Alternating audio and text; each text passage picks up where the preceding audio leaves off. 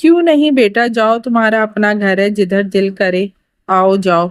वो उनकी शफकत पर मुस्कुराती हुई किचन से निकलकर बेआवाज कदमों से सीढ़ियां चढ़कर ऊपर आ गई। छत काफी बड़ी थी। सबसे आखिर पर एक बड़ा सा कमरा बना हुआ था जिसका दरवाजा चौपट खुला हुआ था। उसने दो चार कदम उस सिमत में उठाए होंगे जब अंदर से एकदम गालियों और कोसों की आवाजें आना शुरू हो गई। चलो गई भैंस पानी में, अब नहीं ये टिकने वाली। जब तक सारी टीम आउट ना हुई सुकून से नहीं बैठेंगे। हसीब की बात पर जवाब ना जाने किसने दिया। ओए बेगैरता, बंदे की शक्ल अच्छी ना हो तो कम से कम बात ही अच्छी कर ले। बड़ा आया तजुर्बेकार कहीं का। कोई जरूरी तो नहीं कि एक प्लेयर आउट हुआ हो तो सारी टीम ही हो जाए। मेरी बात लिख लो, अगर 2-4 ओवर्स के अंदर सारी टीम घर ना गई तो आज का डिनर मेरे बड़े भाई की तरफ से, और अगर चली गई तो आज का डिनर तुम्हारे बड़े भाई की जेब से। हसीब के चैलेंज करने पर तीसरी आवाज आई। ओह, आराम से खाओ, बड़े भाइयों ने ठेका नहीं लिया हुआ रोज रोज तुम लोगों के हाथों जेब कटवाने का। कमीनों, दोनों सूरत में फायदा तुम दोनों दोस्तों का और कबाड़ा मेरा और ताशफैन का होता है। चौथी आवाज ताशफैन की थी। चल फारस यार, टीवी बंद कर, सारा मजा खराब हो गया। अब कोई मौजा ही हो तो हो, वरना हम मैच हार गए हैं। लिहाजा यहाँ बैठकर ब्लड प्रेशर बढ़ाने से बेहतर है नीचे चलकर खाना खाया जाए। जूते पहनने की आवाज के बाद कदमों की चाप उभरी और अगला पल उसका चेहरा दरवाजे के फ्रेम में नजर आया। उसकी नजर भी जुगन पे पड़ी, जो निगाहें फकत चंद पल कबल तक नरम थी, एकदम सर्द हो गई। अंदर वाली आवाम अभी तक मैच में गुम थी। ताशफैन चलता हुआ उसके करीब आया, जो उसकी जानिब देखने से पूरी तरह इज्तनाब बरत रही थी। एक सेकंड को वो उसके पास थमा, फिर बगैर कुछ कहे आगे बढ़ गया। जुगन ने नाहमवार होती सांसों के साथ उसके चौड़े शानों वाली पुश्त को दुख से देखा। दिल उस समय जैसे दर्द का फोड़ा बन गया। गहरी टीस उठी थी। जी चाहा अभी और इसी वक्त यहाँ से चली जाए। इतनी बेइज्जती तो सारी जिंदगी नहीं हुई होगी जितनी इस एक दिन में ताशफैन की संगत में महसूस हो रही थी। जैसा सलूक तुम मेरे साथ कर रहे हो, मैं पाई पाई का हिसाब ना लूं तो तुम्हारी बीवी ना हूं। फिर अपने ख्याल पर खुद ही शर्मा गई और लबों पर मुस्कुराहट दौड़ गई। वो इस वक्त सिटिंग हॉल में मौजूद था। सारे घर पर हू का आलम था। रात के 12:30 बज रहे थे और इस घर के मकीन इस वक्त तक गधे घोड़े बेचकर पड़ जाते थे, क्योंकि सुबह दूसरे तीनों ने कॉलेज और स्कूल निकलना होता था। खुद उसका भी आज ड्यूटी पर वापसी का दिन था। घर पर गुजरी एक छुट्टी तो जाते नजर भी ना आई। टेलीविजन हल्की आवाज में चल रहा था। इस वक्त आंगन टेढ़ा लगा हुआ था। वो बड़े अनमुहक से शकील साहब और बुशरा अंसारी के दरमियान होने वाले मुकालमे सुन रहा था। चेहरे पर धीमी सी मुस्कुराहट थी। दोनों हाथ सर के पीछे बांधे सोफे पर नींद दराज था। आधी टांगे सोफे के एंड से नीचे लटक रही थी। रिमोट कंट्रोल सीने पे धरा था। तभी फोन पर मैसेज टोन बजी, जो कि शाम से लेकर अब तक वक्फे वक्फे से ना जाने कितनी मर्तबा बज चुकी थी, पर वो मुसलसल इग्नोर कर रहा था क्योंकि तब वो भाइयों के साथ मौजूद था। अब तन्हाई ने तवज्जो इधर मबजूल करवाई दी। फोन खोलकर देखा तो चंद एक दोस्तों के मैसेज थे। उसके अलावा 21 मैसेज उसी आईडी से थे जिसके चलाने वाली खुद को उसका फैन कहती थी। उसने ताज्जुब से सर हिलाते हुए जवाब टाइप किया। तुम आखिर बनी किस मिट्टी की हो? कोई गैरत हमियत नामी चीज से भी कभी वास्ता पड़ा है या नहीं? दूसरी जानिब से फट जवाब आया। मेरा आज तक बस तुमसे ही वास्ता पड़ा है और तुम भी बेवफा निकले। मोहब्बत मुझसे की और शादी किसी और से। आगे रोने वाला मुंह बना भेजा। तुम्हें कैसे इल्म हुआ कि मैं शादीशुदा हूँ? माथे पे तेवड़ी लेकर टाइप करने के बाद जवाब का मुंतजर था, जो कि उस गुजरे वक्त में पहली दफा हुआ था कि वो इस सरफिरी लड़की के मैसेज का मुंतजर हुआ। तुमने नहीं बताया, बल्कि आज मैंने सच अपनी आंखों से देखा है। कौन सा सच? तुम्हारी बीवी और कौन? वो चाल चलते हुए लिखने लगा। मेरी तो शादी ही नहीं हुई, बीवी कहाँ से आ गई? हाय, मैंने आंखें बंद करके तुम्हारी सोहनी सूरत पे एतबार कर लिया और तुमने मेरे साथ ये क्या किया? अब भी झूठ बोल रहे हो। حالانکہ آج میں نے تمہارے گھر پر آ کر تمہاری بیوی سے ملاقات کی تھی۔ کیا تم میرے محلے میں رہتی ہو؟ ہاں، ایویں تو تم سے محبت نہیں کر لی، صبح شام تمہیں اپنے دروازے کے آگے سے گزرتے دیکھتی ہوں۔ اگر تم نرگس ہونا تو یاد رکھنا، تمہارے گھر آ کر پھپھی سے وہ جوتے پڑواؤں گا کہ یاد کرو گی۔ پر تم نرگس ہو نہیں، وہ بیچاری سیدھی سادی سے ہے، جبکہ تم کافی چالو قسم کی لڑکی ہو۔ جلدی سے اپنے والد کا نام اور گھر کا پتہ بتاؤ، ابھی ابھی آمنے سامنے ملاقات کرنے کو حاضر ہو جاتا ہوں۔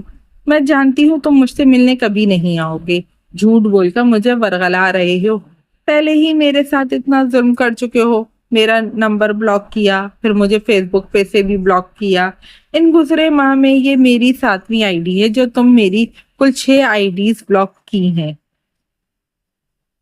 تاشفین اسرار، ایک محبت بھرے دل پر اس قدر ظلم کرتے ہوئے کیا تمہیں ذرا رحم نہیں آیا؟ میری اتنی کوششوں کے باوجود بھی کون سا تم نے میری جان چھوڑ دی؟ یار کوئی دنیا میں اس قدر بیکار انسان بھی ہوگا جتنی تم ہو، انتہا درجے کی فارغ اور مستقل مزاج۔ کسی دن مجھے زیادہ غصہ آ گیا نا تو میں نے اس آئی ڈی کے ذریعے تمہاری لوکیشن ٹریس کروا کر تمہیں پکڑنا ہے۔ اف اللہ، تو جلدی ٹریس کراؤ نا۔ میں تو اسی لیے تمہیں اپنے پرسنل نمبر سے میسج کیے تھے تاکہ اس نمبر کے ذریعے ہی تم مجھ تک پہنچ جاؤ۔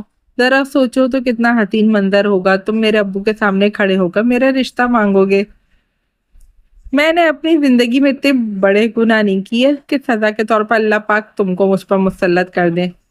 تم اتنے مغرور نہ ہوتے تو شاید اتنے خوبصورت بھی نہ لگتے۔ ہاں، تم اتنی چپکو نہ ہوتی تو شاید اتنی بری بھی نہ لگتی۔ میں تمہیں بری لگتی ہوں؟ تم نے کون سا مجھے دیکھا ہے؟ مجھے ایسا کوئی شوق بھی نہیں۔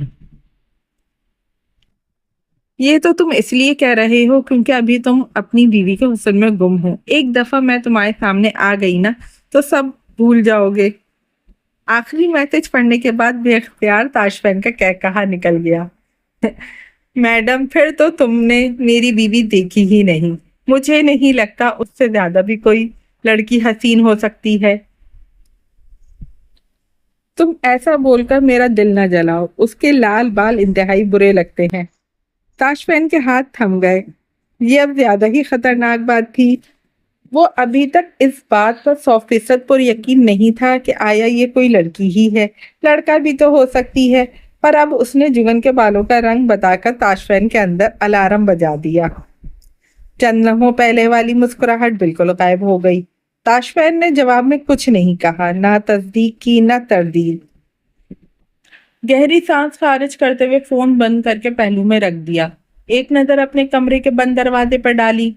رات کے کھانے پر اس کا دوست اور اس کا چھوٹا بھائی جو کہ پارس کا دوست تھا دونوں ہی موجود تھے۔ جوگن کی وجہ سے کوئی بھی اپنا فون میں بند نہیں ہوا تھا، ورنہ عام طور پر لڑکے الماس کا سامنا ہونے پر اس سے بات کرنا تو دور، اس کے سوال کا جواب دینا بھی پسند نہیں کرتے تھے۔ مگر تاشفین نے ایک ہی دن میں یہ بات نوٹ کر لی تھی۔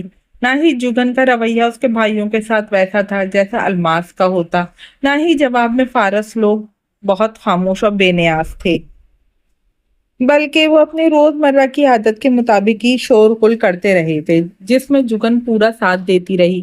یہ الگ بات کہ وہ تاشفین کی جانب دیکھنے اور اسے مخاطب کرنے سے صاف گریز برت رہی تھی۔ تمہارا یہ روپ کسی سازش کا حصہ ہے جگن، ورنہ اتنی بڑی امیر دادی اتنے سادے مزاج کی نہیں ہو سکتی۔ تم اگر ذہنی طور پر شارپ ہو تو میں نے بھی گھاٹ گھاٹ کا پانی پیا ہوا ہے۔ اپنے قرب تک رسائی دے کر تمہارے ہاتھوں شکست نہیں کھاؤں گا، کبھی بھی نہیں۔ پر سوچ انداز میں نظریں ٹیلی ویژن اسکرین پر جمی تھی اور دماغ کہیں اور گم تھا۔ خیر، اب میں اتنا کمزور انسان تو نہیں ہوں کہ ایک لڑکی کی وجہ سے پریشان پھروں۔ جو ہوگا دیکھا جائے گا، پہلے تو اس آئی ڈی کو کھوجنا پڑے گا۔ اس نے فون دوبارہ اٹھایا اور ٹائپ کرنے لگا۔ کیا میں تمہارا نام پوچھ سکتا ہوں؟ نام تو میں بتا دوں گی، پر پہلے یہ بتاؤ آج اچانک میرا نام پوچھنے کا خیال کیوں کر آیا؟ یار بندہ بشر ہوں، آخر کچھ تو اثر ہونا ہی تھا۔ اگر تم نہیں بتانا چاہتی تمہاری مرضی۔ نہیں، میرے لیے تو بڑی خوشی کی بات ہے، آخرکار تم نے میرے بارے میں سنجیدگی اختیار تو کی۔ میرا نام نایاب ہے، کیا تم پڑھتی ہو؟ نہیں اتنی چھوٹی نہیں ہوں، تعلیم مکمل کر کے تمہارے انتظار میں بیٹھی ہوں، کب تم رشتہ بھیجو اور کب ہماری شادی ہو۔ کیا پڑھا ہے؟ 17 سال کے عرصے میں جس کلاس میں گئی وہاں استادوں نے جو پڑھایا، جتنا سلیبس دیا وہ سب پڑھا ہے۔ تم بڑی تیز لڑکی ہو، ہاں اس میں تو کوئی شک نہیں۔ تاشفین تاشفین کے چہرے پر ہنوز سنجیدگی طاری تھی۔ مزید کچھ کہنے کے بجائے اس نے موبائل جیب میں ڈالا، اٹھ کر ٹیلی ویژن بند کیا اور سونے کے لیے اپنے بھائیوں کے برابر آ کر اے سی والے کمرے میں کارپیٹ پہ لیٹ گیا۔ کچھ ہی دیر میں وہ نیند کی وادی میں اتر چکا تھا۔ صبح اس کی آنکھ عباس کے جگانے پہ کھلی۔ جگن نے بامشکل ایک آنکھ کھول کر اس کو دیکھا۔ وہ یونیفارم پہنے اسکول کے لیے تیار کھڑا تھا۔ وہ جلدی سے اٹھ بیٹھی۔ میں چاہتا ہوں آپ میرے ساتھ آئیں۔ کہاں؟ میری اسکول میری ٹیچر کو منع کرے، میں اس جوؤں والی لڑکی کے ساتھ مزید ایک دن نہیں بیٹھوں گا۔ وہ اس کی بات غور سے سننے کے لیے پوری کوشش کر کے نیند بھگا رہی تھی، مگر پھر اچانک تاشفین کی آواز سنتے ہی ساری نیند بھاگ گئی۔ تبھی اس نے غور کیا، ایس پی صاحب اپنی وردی پہنے دروازے کے بیچوں بیچ بیداری سے شکل بنائے کھڑے تھے اور عباس سے ارشاد فرما رہے تھے، یار وہ ابھی سو رہی ہے، اٹھے گی پھر تیار ہوگی، ناشتہ کرے گی، اس لحاظ سے تو 12 تو ادھر ہی بج جانے ہیں، مجھے پہلے ہی دیر ہو رہی ہے، میرا ڈرائیور ادھر انتظار میں سوکھ رہا ہے۔ جواب میں عباس بڑے تحمل سے بولا، تو آپ جاؤ نا، میں آج آپ ہی کے بغیر نہیں جاؤں گا۔ ابھی ایک دن نہیں ہوا اس کو اس گھر میں آئے اور تم ایسے نخرے دکھا رہے ہو جیسے ساری عمر یہی تمہیں لاتی لے جاتی رہی ہو۔ اب شرافت کے ساتھ باہر نکلو ورنہ اٹھا کر لے جاؤں گا۔ مانا کہ کالی اور خاکی وردی پر کالا ہیٹ پہنے لاٹ صاحب مردانہ حسن کا مرقع لگ رہے تھے، جس کو بس دیکھتے ہی رہنے کو جی چاہے۔ پر دوسرے صورتحال بھی توجہ طلب تھی، اس لیے وہ بستر سے نکلتے ہوئے بولی، اگر عباس آپ کے ساتھ جانا نہیں چاہتا تو کیوں زبردستی کر رہے ہیں، میں چھوڑ آتی ہوں۔ ایس پی نے انگلی اٹھا کر وارننگ دی، تمہارے ساتھ میں بات نہیں کر رہا، لہذا تم خاموش رہو۔ عباشو تم باہر آ رہے ہو یا میں اندر آؤں؟ عباس نے ایک دفعہ غور سے بڑے بھائی کی جانب دیکھا، اگلے ہی پل منہ لٹکا کر باہر چل پڑا۔ اس گھر میں کوئی چاہتا ہی نہیں کہ میں جنٹل مین بنوں، اسکول بھی ایسے بھیجتے ہیں جہاں لڑکوں سے زیادہ لڑکیاں ہیں، اب جوے نہ پڑے تو اور کیا ہو، پھر مجھے ہی گندا بکتے ہیں۔ وہ تاشفین کے آگے آگے بڑبڑاتا ہوا بیرونی دروازہ عبور کر گیا۔ تاشفین دروازے کے قریب تھما اور وہ جو اس کے پیچھے پیچھے سر جھکا کر بات کی بات سنتی ہوئی آ رہی تھی، تو اسی رو میں اس کا ماتھا تاشفین کے کندھے سے ٹکرایا۔ وہ گھوما اور انگلی کے اشارے سے جگن کی توجہ اسی کے حلیے کی جانب دلواتے ہوئے یاد دہانی کروائی، یہ تمہارے ابا کا مینشن نہیں، جہاں جب جی چاہا جیسے جی چاہا منہ اٹھا کر چل دے، آئندہ خیال رکھنا۔ جگن نے تعجب کے ساتھ اپنے لانگ وائٹ ٹی شرٹ اور فلیپر کو دیکھا۔ اچھا خاصا معقول لباس تو ہے، ہاں بس دوپٹہ اندر بھول آئی ہوں۔ چلو شکر ہے خود سے ہی خیال آ گیا، جتنے گھنٹے ادھر ہو دوپٹے کو ساتھ لیے گھومو تو بہتر رہے گا، مجھے اندر کمرے میں ہی خداحافظ بول لیتی، اس طرح ننگے سر گلی تک آنے کی ضرورت نہیں تھی، کیونکہ یہ تمہارا علاقہ نہیں جہاں ہمسائے 2 میل کی دوری پر ہوں، اور ہوں بھی اپنے کام سے کام رکھنے والے۔ یہ ایک بڑے سے محلے کی چھوٹی سی گلی ہے جہاں ہر وقت کوئی نہ کوئی گلی میں موجود ہوتا ہے، تمہاری جیسی مخلوق کے دیدار کو لوگ ویسے ہی تیار رہتے ہیں۔ اب چونکہ تمہارا نام کے ساتھ میرا نام لگتا ہے تو ذرا احتیاط برتو۔ جگن کا منہ حیرت سے کھلا، جسے بر وقت بند کرتے ہوئے کمر پہ ہاتھ باندھتے بولی، آپ کو جب بھی میں نے دیکھا ہے نا، ایک خیال ضرور آتا ہے کہ آپ انتہائی خود پسند انسان ہیں، اور جس وقت سے میں اس گھر میں آئی ہوں ایک کے بعد ایک آپ کے الفاظ سن کر مجھے یقین ہو چکا ہے کہ مجھے انسانوں کی صحیح پہچان ہے، کم از کم آپ کی طرح لکیر کی فقیر بالکل نہیں ہوں۔ میری آپ کی بات چیت نہیں ہے، آپ سمجھ رہے ہیں نا، اور آپ سمجھ رہے ہیں کہ میں آپ کو دروازے تک چھوڑنے آئی ہوں۔ How romantic! ایک اور بات جو میں پہلے بھی بتا چکی ہوں، جسے آپ یقیناً اگنور کر گئے ہیں، میں آپ کی بیوی کی حیثیت سے یہاں رہنے کے لیے نہیں آئی ہوں، اس لیے آپ باخوشی مقامی مسجد کے لاؤڈ اسپیکر پر مجھ سے لا تعلقی کا اعلان کروا سکتے ہیں۔ اب براہ کرم راستے سے ہٹیے تاکہ میں اس کو خدا حافظ بول سکوں جس کے لیے اندر سے آئی ہوں۔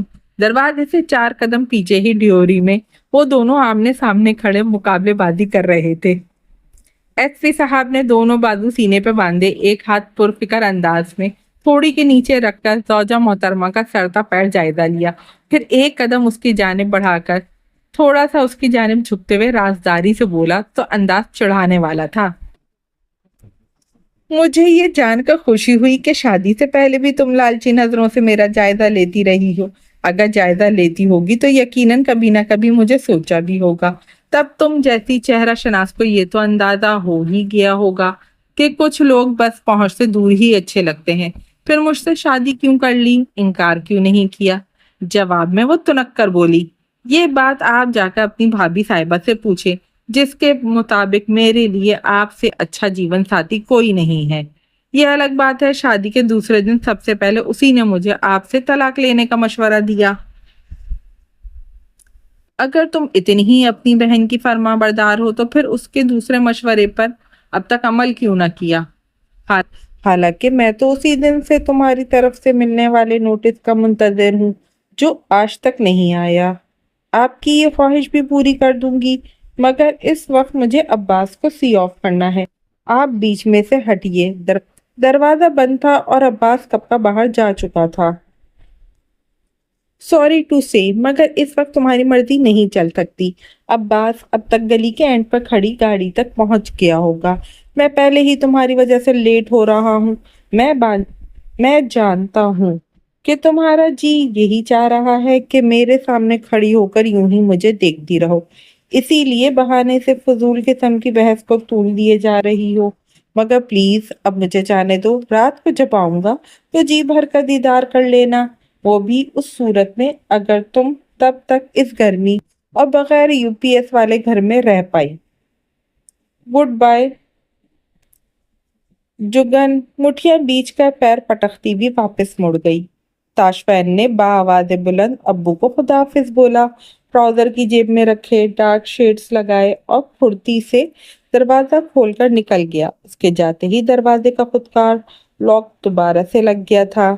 غصے سے کمرے میں یہاں سے وہاں ایک پورا چکر لگایا، ایک ہاتھ کی مٹھی بنا کر دوسرے ہاتھ پر ماری۔ بچو اب تو آپ بس یاد ہی کریں گے کس کو بیوی بول دیا ہے۔ آئے بڑے گڈ بائے کہ کچھ لگتے اللہ نے صورت کیا اچھی دے دی، دل اتنا ہی کالا ہے۔ وہ نہ جانے کتنی دیر تک یوں ہی جلتی کرتی رہتی۔ باہر سے اسرار احمد کی آواز نے موشن بدل دیا، جو اس کو ہی بلا رہے تھے۔ آئی انکل جی۔ کمرے سے ملحقہ واش روم میں جلدی جلدی منہ دھویا، دانت برش کیے اور اپنا دوپٹہ سلیقے سے اوڑھ کر باہر آ گئی۔ السلام علیکم۔ ارے وعلیکم السلام، رات مچھر تو نہیں تنگ کر رہے؟ نیند پوری ہوئی؟ ہاں جی، بس جب لائٹ گئی تھی تب آنکھ کھلی تو تھی پر زیادہ دیر کھلی رہ نہیں پائی۔ اسرار احمد اپنی ویل چیئر پر بیٹھے تھے، دھیرے سے مسکرا دیے، ہاتھ میں پکڑا اخبار تپائی پہ ڈال دیا۔ بیٹی، اس گھر میں ہم سارے ایک جیسے بے ترتیب لوگ ہی رہتے ہیں، اور یہ بے ترتیبی اللہ جنت نصیب کرے تاشفین کی ماں کو اس کی زندگی میں یہاں نظر نہیں آتی تھی۔ چلو میں تو ایک اپاہج انسان ہوں، مجھے تو اس کی کمی ہر پل محسوس ہوتی ہے، مگر لڑکے اس کو بڑا مس کرتے ہیں۔ مگر کل سے تمہاری آواز اس گھر میں گونجنے سے اس گھر کی ویرانی میں دراریں پڑ رہی ہیں، اسی لیے عباس اتنی جلدی تمہارے ساتھ فری ہو گیا، بلکہ قریب ہونے کی کوشش کر رہا ہے۔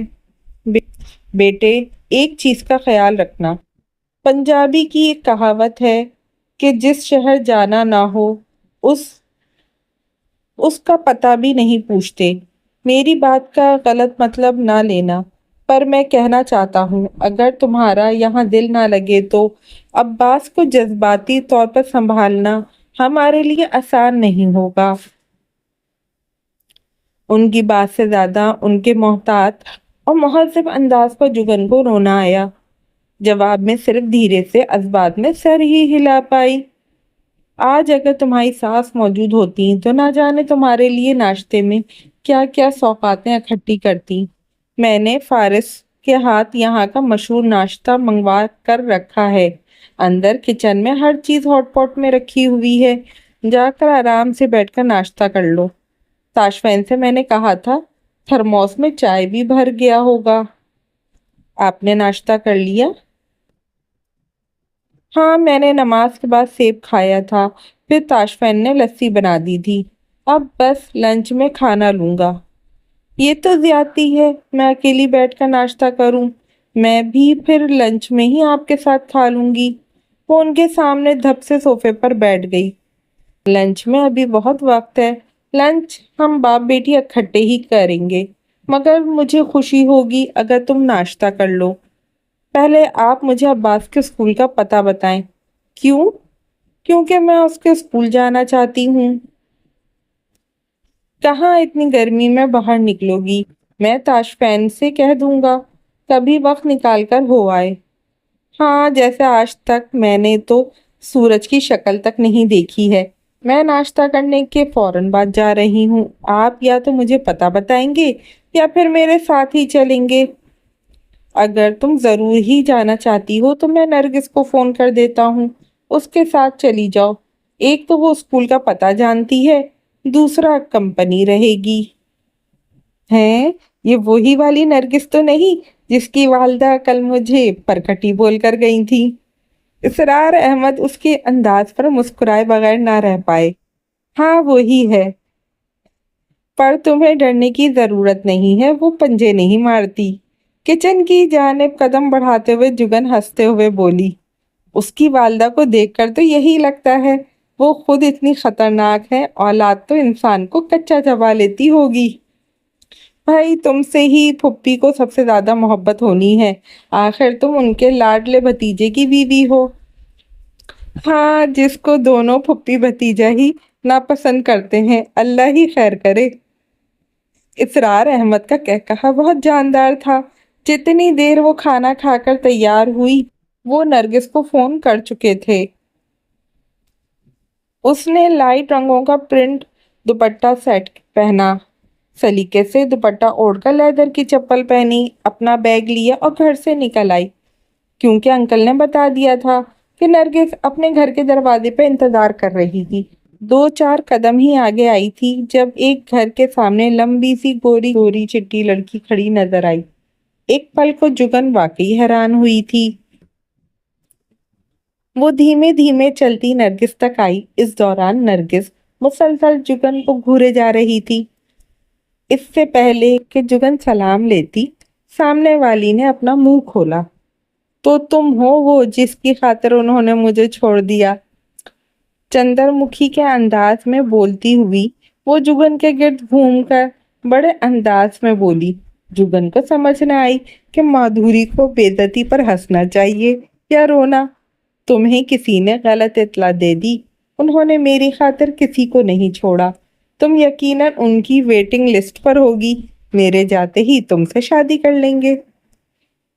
माधुरी फौरन तड़प कर बोली, अल्लाह ना करे, तुम्हारा शौहर तुम्हें ही मुबारक। बीबी, पहले ही मेरी अम्मा ने इतने साल से मेरी नाक में दम करके रखा है।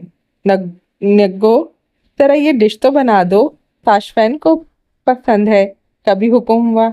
निग्गो, जरा ताशफैन के कुर्ते का गला तो तारकशी करके बना दो। निग्गो, बाजार जा रही हो, वापसी पर ऊन के गोले लेती आना। मैं ताशफैन के लिए स्वेटर बनाऊंगी। सारी उम्र खुद तो ताशफैन को दामाद की शक्ल में देखती ही रही। मुझे भी ताशफैन के सामने हमेशा शर्मिंदा ही रखा। वो भी ऐसे अल्लाह के बंदे हैं वो भी ऐसे अल्लाह के बंदे हैं, कभी इत्तेफाक से आमना सामना हो जाए तो ऐसे इधर उधर होते हैं ऐसे मेरा कर्जा लेकर भाग गए हो। अब तो मैं पूरी आजादी से तुम लोगों की तरफ आया जाया करूंगी। उफ, तुम कितनी खराब लड़की हो। तुम्हें अपनी अम्मी के दुख का अंदाजा ही नहीं है। जुगन ने लाइट से मूड में मजाक किया। गली के एंड पर से एक ऊंची आवाज बुलंद हुई। बाजी, आ जाओ, रिक्शा ले आया हूँ। जुगन ने पूछा, ये कौन है और किसको आवाज दे रहा है? ये मेरा भाई है पप्पू, और मुझे ही आवाज दे रहा है। चलो आ जाओ भाभी जी। پھر اپنی ہی بات پر خود ہی کھلکھلا کر ہنستی ہوئی ہاتھ پر ہاتھ مار کر بولی، ہے کیا لطیفہ ہے، جس کو کبھی بھائی نہیں سمجھا آج اس کی بیوی کو بھابھی کہنا پڑ رہا ہے۔ بے اختیار جگن کے ہونٹوں پر بھی مسکان پھیل گئی۔ وہ دونوں پیچھے بیٹھ گئیں اور پپو نامی جوان آگے ڈرائیور کے ساتھ لٹک گیا اور سارا رستہ نہ جانے کہاں کہاں کے قصے چھڑتا رہا۔ نرگس تو بڑی ادا سے اپنے پلوں میں منہ چھپائے آنکھوں پہ کالا چشمہ رکھے بیٹھی تھی، جبکہ ہر اسپیڈ بریکر پر جب رکشہ ڈولتا تو جگن کی جان نکل کر حلق میں آ جاتی۔ اللہ اللہ کر کے اسکول آیا۔ چوکیدار کو بتا کر وہ نرگس کے ہمراہ سیدھی آفس میں گئی، اپنا تعارف کروایا اور آنے کا مقصد بیان کیا۔ ہیڈ ٹیچر جوؤں کے نام پر تھوڑی سی بدمزہ نظر آئیں۔ آپ عباس کی کیا لگتی ہیں؟ جہاں تک ہمارا ریکارڈ میں ہے عباس کے بھائی ہی ہیں، جبکہ آپ خود کو اس کی بہن بتا رہی ہیں۔ میڈم جی، یہ عباس کی بھابھی ہیں، تاشفین کی بیوی۔ نرگس نے تفصیل بتانا اپنا فرض سمجھا۔ ارے آپ نے پہلے کیوں نہیں بتایا کہ آپ تاشفین صاحب کی زوجہ ہیں؟ ہیڈ مسٹریس کی ٹون ہی بدل گئی، اسی وقت ان سے پوچھے بغیر ہی ان کے لیے کولڈ ڈرنکس آرڈر کی۔ آپ کی شادی کب ہوئی؟ اور افسوس کی بات ہے آپ لوگوں نے ہمیں بلایا ہی نہیں۔ فکر نہ کریں، کسی کو بھی نہیں بتایا تھا، اتنے مہنگے دور میں یہ پالیسی اچھی ہے۔ اور لڑکا لڑکی کی چپ چاپ شادی کر دو، کیا ضرورت ہے اتنے زیادہ خرچے کی؟ نرگس کی بات پر جگن بس مسکرا کر ہی رہ گئی۔ دل میں ضرور خیال آیا کہ اگر اس کو علم ہو جائے میری شادی پر میرے باپ نے کتنا پیسہ لگایا تھا تو اس کا کیا ری ایکشن ہوگا۔ ہیڈ نے عباس اور اس کی ٹیچر کو بھی آفس میں ہی بلا لیا۔ جگن پر نظر پڑتے ہی عباس کے چہرے پر اتنی بڑی مسکراہٹ ابھرتی دیکھ کر جگن کو بے انتہا اچھا لگا۔ عباس کی ٹیچر نے مختصر سی عباس کی کلاس رپورٹ بتانے کے بعد وعدہ کیا کہ وہ عباس کی سیٹ بدل دیں گی۔ پورا گھنٹہ وہاں پر گزار کر وہ لوگ باہر آ گئیں، مگر کسی بھی رکشے کو روکنے کے بجائے جگن نے بیگ سے موبائل برآمد کیا۔ ہیلو حارث بھائی، مجھے ایک فیور چاہیے۔ بولو۔ گاڑی چاہیے کچھ دن کے لیے۔ بھیج دیتا ہوں، کیا ساتھ میں ڈرائیور بھی چاہیے؟ نہیں، بس گاڑی ہی چاہیے، اور ہاں، آپ کی بیگم کو علم نہیں ہونا چاہیے۔ دوسری جانب حارث آفس میں بیٹھا پیپر پڑھ رہا تھا، جگن کی بات پر مسکرایا۔ وہ پہلے ہی ممی کا سر کھا رہی ہے، آخر تم کب تک اسلام آباد سے واپس آؤ گی، اور یوں اچانک سے جانے کی تک بھی کیا بنتی ہے؟ اس سے بھی خطرناک بات یہ کہ وہ تمہاری دوست کا سراغ ڈھونڈ رہی ہے۔ کوئی نہیں، میں آج کسی وقت ممی کو کال کر کے کسی اور طرف لگا دوں گی، پھر دیکھوں گی آپ کی بیگم صاحبہ کیسے مجھے ڈھونڈ پاتی ہیں۔ اب ذرا جلدی گاڑی بھیجیں، میں عباس کے اسکول کے پاس جو برگر کنگ ہے ادھر موجود ہوں۔ تم ادھر کیا کر رہی ہو؟ عباس کے اسکول آئی تھی۔ حارث کا قلم والا ہاتھ رک گیا۔ تم عباس کے اسکول آئی ہوئی ہو؟ ہاں جی، اس میں اتنا حیران ہونے والی کیا بات ہے؟ کیا تاشفین کی اجازت سے آئی ہو؟ نہیں جی، بدقسمتی سے میں انتہائی نافرمان بیوی واقع ہوئی ہوں۔ حارث دھیمے سے مسکرا دیا۔ چلو میں ڈرائیور سے کہہ دیتا ہوں 10-15 منٹ تک تمہارے پاس پہنچ جائے گا۔ تھینک یو بھائی۔ Not a problem sweetheart, اللہ حافظ۔ فون بند کر کے واپس بیگ میں رکھ کر برگر کنگ کی جانب اشارہ کر کے اپنے ساتھیوں سے مخاطب ہوئی، چلو ہم اتنی دیر وہاں سے کافی وغیرہ پیتے ہیں۔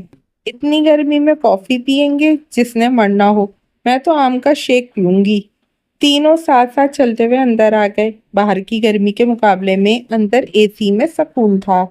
جگن نے ٹشو سے اپنا چہرہ صاف کیا، جہاں پسینے کی لکیریں دونوں کنپٹیوں سے بہہ کر گردن تک جا رہی تھی۔ اس نے بھی کافی کا پروگرام ترک کر کے فریش جوس ہی منگوا لیا، ساتھ میں 2 برگر اور فرائز۔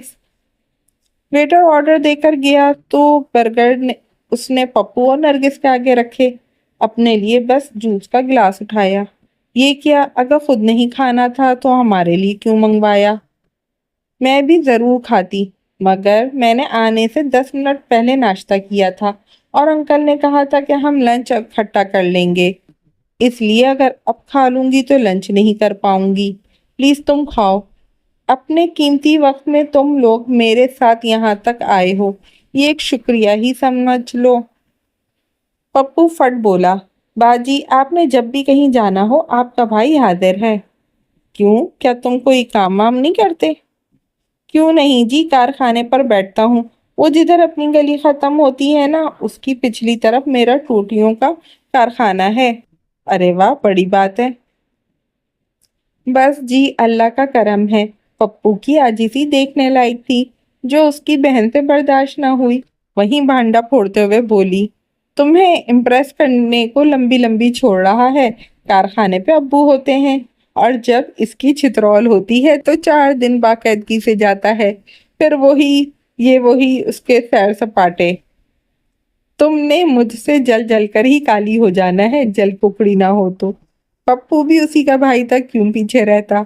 تم دونوں لڑو تو مت۔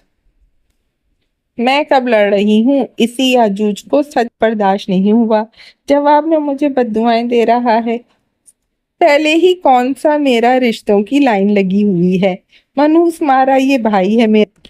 لوگوں کے بھائی بہنوں کو رنگ گول کرنے کی کریمیں لا لا کر دیتے ہیں، اور میرا بھائی مجھے کالی ہونے کی بددعا دے رہا ہے۔ ارے بھائی، وہ کون سے ولی اللہ ہے جو اس کے منہ سے نکلی ابھی کے ابھی پوری ہو جانی ہے؟ تم آرام سے برگر کھاؤ، پھر ہمیں کہیں اور بھی جانا ہے۔ سورج کی تپش بھی تمہارے رنگ کا کچھ نہیں بگاڑ پائی، کیسی لال گلابی الگ ہو رہی ہو۔ جگن تم بڑی اچھی ہو، ہم سب نے سوچا تھا اپنی بڑی بہن کی طرح نکچڑی ہی ہوگی، اس لیے تمہارے سامنے شو مارنے کے لیے کالا چشمہ پہن کر آئی ہوں، ورنہ مجھے تو ان شیشوں میں سے صحیح سے دیکھا بھی نہیں جاتا۔ نرگس کی بات پر پپو فوراً بولا، سچ بتاؤ نا کہ اب بھابھی نے تمہاری تعریف کی ہے اس لیے ایک دم سے تمہیں اچھی لگنے لگی ہیں۔ یاجوج، میں کہہ رہی ہوں چپ کر جاؤ، نہیں تو ابا کو تمہارے فون میں موجود لڑکیوں کے میسج دکھا کر اگلے پچھلے سارے حساب بے باک کر دوں گی، وہ بھی سود سمیت۔